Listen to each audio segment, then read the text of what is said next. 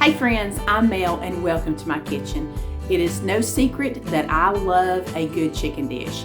Tonight I'm sharing 2 brand new chicken recipes.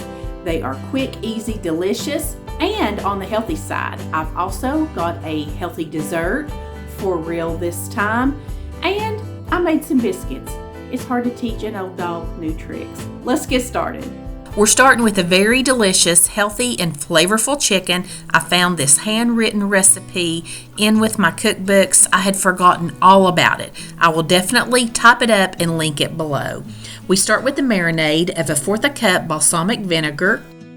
We're going to put in 1 tablespoon of brown sugar, 1 teaspoon of Italian seasoning, a 1/2 teaspoon of salt and pepper, and I'm going to use 2 tablespoons of olive oil. I'm going to throw in just a little bit of garlic. This marinade is really good, and a little bit will go a long way. Now we're going to prep our chicken, and I like to use a thin chicken breast, but I do still score it across. I think it makes a pretty presentation, and I just feel like everything can get soaked down in there so much better. You just want to be really careful and not cut all the way through your chicken.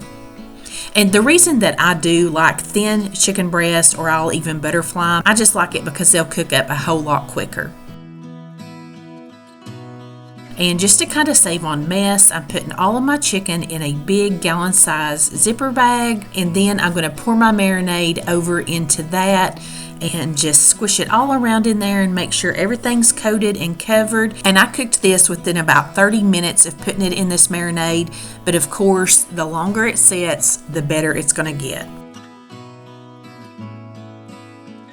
I had a few of these small little potatoes, and I'm just going to dice them up, and I'm going to steam them in the microwave. This chicken cooks really quickly, and I didn't want to have to wait on potatoes to get done. So I just dice them up, trying to keep them all about the same size, and I coat them with a little olive oil, and then I put a little Auntie Nono's on mine, which is salt and onion powder and garlic powder.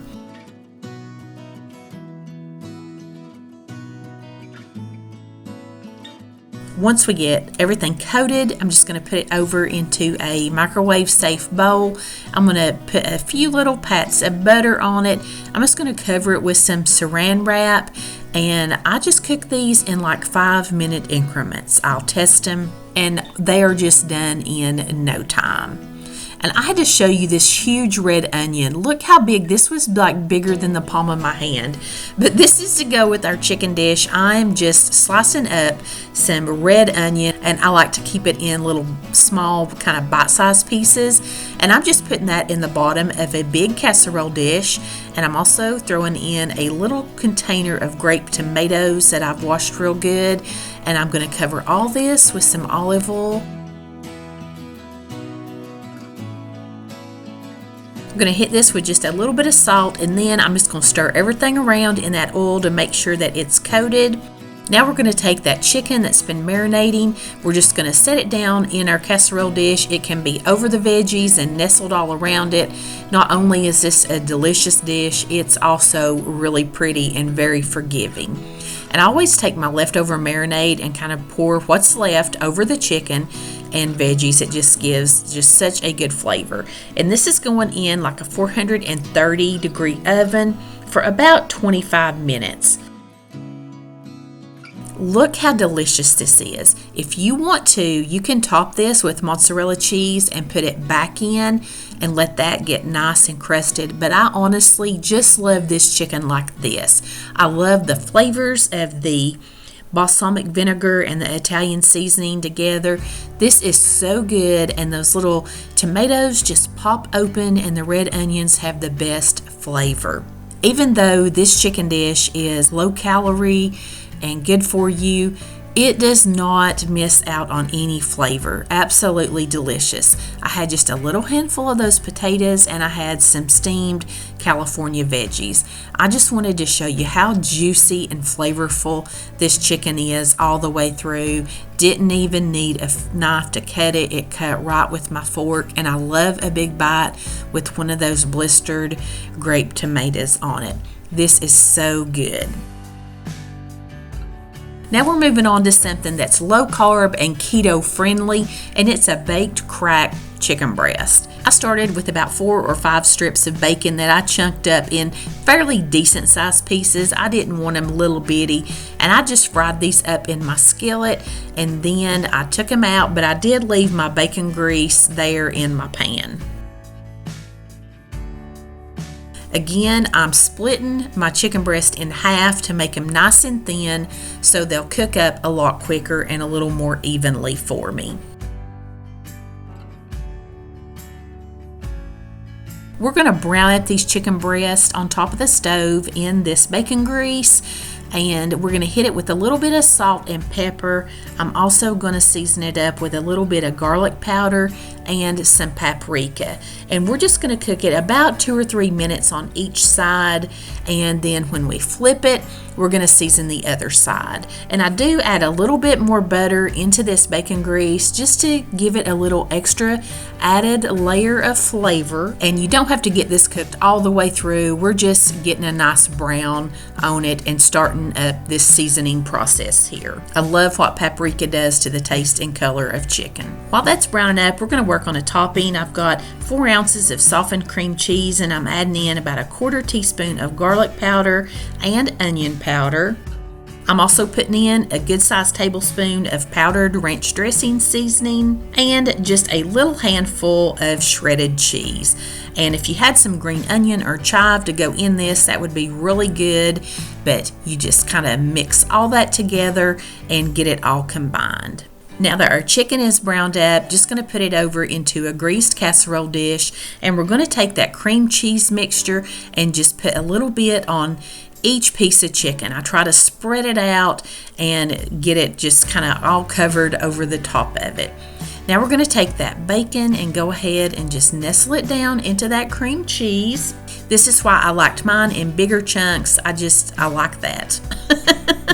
And then I'm going to take a little Monterey Jack cheese and put over top of that bacon just to kind of seal it on there. Going to put this in a 400-degree oven, and you're just going to cook it till it reaches internal temperature of 165 degrees. And oh my goodness, look how that cream cheese melts down on here. I served it with a salad. This is keto, but I did have some rolls, and I put a little brown roll on the side with mine. I wanted to share with you the salad that we had this night. It was just a bag salad kit, and this is from Taylor Farms, and this was the honey citrus, and it was so good. I really enjoyed this one.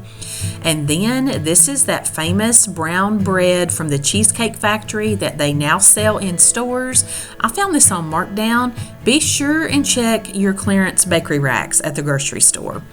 This was so delicious. Again, the chicken was flavorful. We had all the seasonings on top of it. Then that delicious cream cheese and ranch just melted into it and made it perfect. And again, this salad was wonderful, and I couldn't help myself. I had to have half of one of those rolls. Again, I just wanted to show you how flavorful this was and how juicy this chicken stays. And here's just a little relaxing biscuit making footage for you. I'm still loving my Formula L biscuit mix. I'm making biscuits more than I ever have. This was probably not a good thing for me to find this, but it's totally changed my biscuit making game. And I don't like to roll my biscuits out. I just like to pat my dough out. I feel like I can do that better with my hands. And then one tip when you're cutting your biscuits, just go straight up and down with your cutter. Don't twist it side to side. That's bad to seal off around your biscuit and keep it from rising. And also on your pan, if you put your biscuits touching, they do seem to raise up just a little bit higher. And look at that pretty plate of biscuits. I just get so excited when these things come out. And look, there's no added butter in here. This is just the biscuit mix. I didn't add any on top or any in the mix. These are amazing.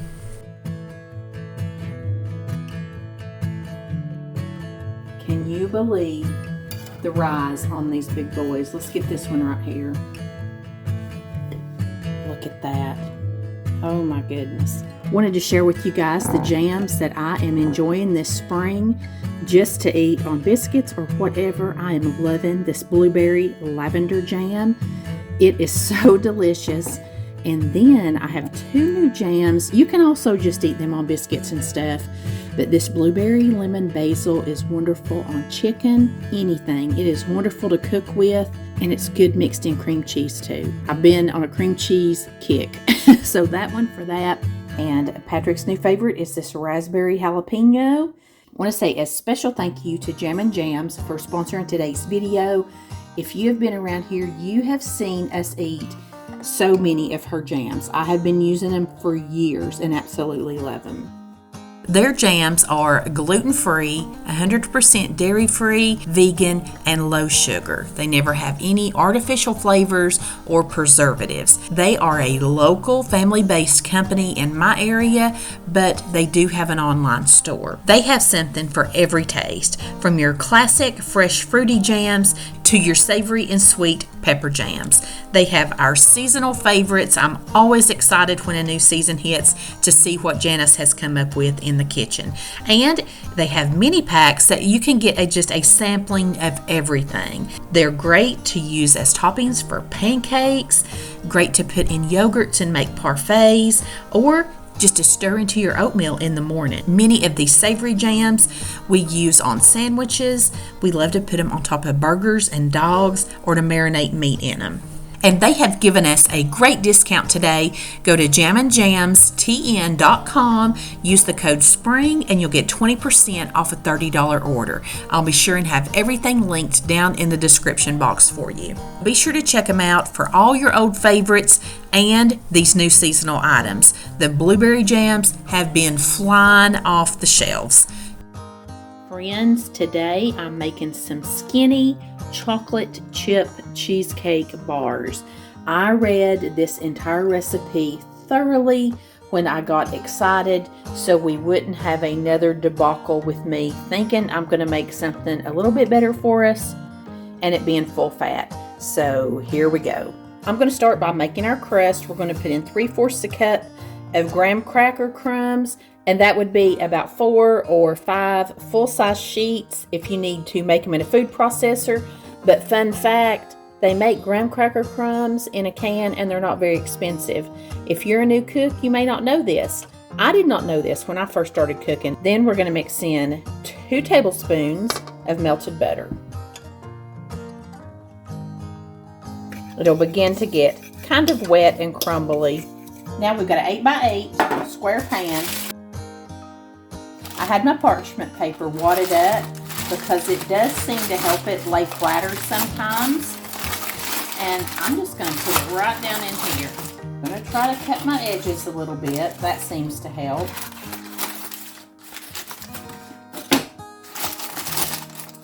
You can also use aluminum foil for this, or you don't have to line it at all. But to me, with bars, it's a whole lot easier to be able to just lift this paper out and cut them. I am going to give it just a little light quick spray just to try to keep anything from sticking. And then you see our crumbs, they're still coarse. Now we're just going to press our crumbs together. I just kind of get mine spread out. Then this is a neat little trick to take a measuring cup and just use the back of it or the bottom of it to press your graham crackers in. My friend Valerie from the Harget Life showed this little trick and I thought that was just so amazing. Now we're just going to put that in a 350-degree oven and cook it about 8 minutes. Before we start on this filling, I'm just going to go ahead and get my eggs separated. You do need 2 egg whites for this. We're going to start with an 8-ounce block of softened, low-fat cream cheese. You definitely do not want to use the fat-free, and I can tell you right now, this has softened a lot quicker than regular full-fat cream cheese. This is my first rodeo with low-fat cream cheese. And we're just going to beat this with a hand mixer for about 1 minute. Now we're going to add in about 3/4 of a cup of Greek yogurt. I do have a non-fat. The more fat you have, I guess the creamier it's going to be. But I did go ahead and splurge and get a vanilla bean. I thought that would just add a little something extra. We're also going to add in those 2 large egg whites, 1/4 a cup of granulated sugar, and that's not much sugar. That's all that goes in here other than what the yogurt and the chocolate chips will have in it on its own. And very important is 2 tablespoons of flour. This will not set up if you don't put in the flour. She said plain, but only keep self-rising, so that's what I'm putting in. And we're going to beat this with the hand mixer now for about 3 minutes. Now we're going to add in 1 tablespoon of lemon juice. And we're going to put in 2 teaspoons of vanilla. My first one was a little heavy. And we're going to mix this in for about a minute. I have about 1/2 a cup of these little miniature chocolate chips, and we're just going to fold those in. Now we're just going to pour this over our graham cracker crust, and I have to say I'm worried about this. It's very thin. Okay, I'm just trying to make sure the chocolate chips are pretty evenly dispersed here. This is going to go back in that 350-degree oven for about 25 minutes. It does say about 20 minutes in to cover it with some aluminum foil so that it doesn't get like really brown on the top. Let's see what we end up with. It is smelling very yummy. Oh, those look good. I'm going to let this sit here and cool for about 20 minutes. Then I'm going to put it in the refrigerator for at least 3 hours. I'm going to let them sit in there just as long as I can before we cut them. And look how easy they just lift out using that parchment paper, and it just peels down on the sides. The instructions said to cut it into 16 squares. I didn't know if I'd be able to do that, but look how good these things cut up. I did get 16 little squares. That means each little square is only 130 calories. And these, they were like a lightened up version, but they were so creamy and had such a great texture. And the yogurt and things just put a lot of protein in them where they were really filling just to eat a little square. I had my doubts about this, but we really loved it. This was delicious, and I will definitely be making these again because I do love me a cheesecake. I just love it when you try some healthy, better for you recipes, and they taste so good. Thank you so much for spending some time with me. I'll see you next week. Until then, I send you love from my kitchen. What did I do that for? That is not going to fit in that microwave. Today I'm making some skinny chocolate cheese. Okie dokie.